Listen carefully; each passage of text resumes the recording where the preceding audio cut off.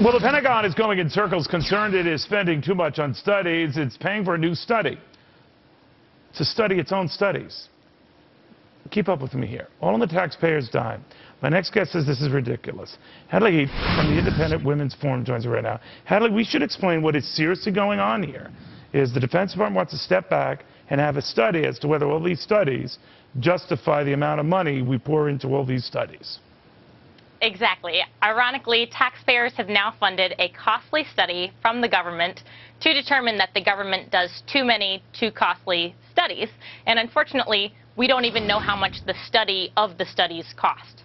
Here's where I tried to give the government the benefit of the doubt and the Department of Defense the benefit of the doubt that maybe they'll come to the conclusion with this study that doing studies, period, isn't worth the money to spend on studies. So if you're going to do one final study on studying and it comes to that conclusion and the studying stops, all the better.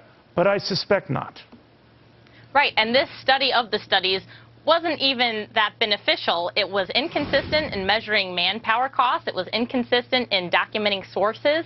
And I'm coming to you from Washington, D.C. This city is full of government watchdog organizations that exist for exactly this purpose, for reviewing government work and pointing out where there might be waste. But, you know, it's all part of a bigger picture, Hadley. You mentioned where you are in Washington, and there is a propensity on the part of Democrats and Republicans, both parties do this to great, you know, fanfare.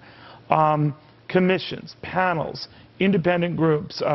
Then there are the blue ribbon commissions. I guess they're the really big ones. You know, they end up putting out something, in the case of the Debt Commission, in a very nice leather binder. I got the Debt Commission report. It was autographed by both the co-chairs.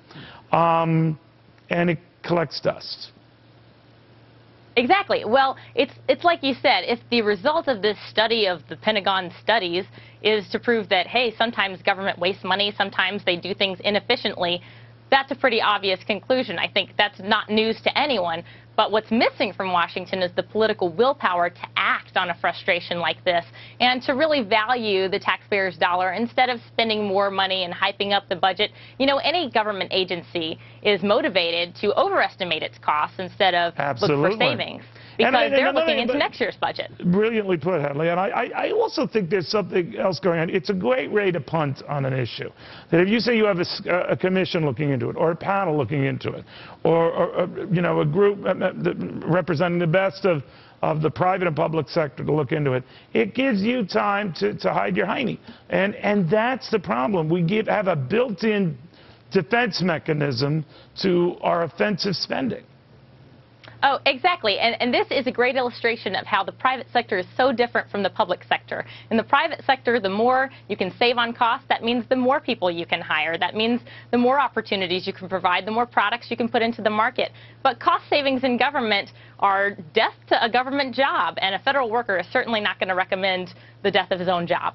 Yeah, could you imagine if someone doing that study says, hey, you know, we have a Bureau of Studies, you put them out of business, that's not a good thing to do. Hadley, great insights all. Thank you very, very much. Thank you. Well, it's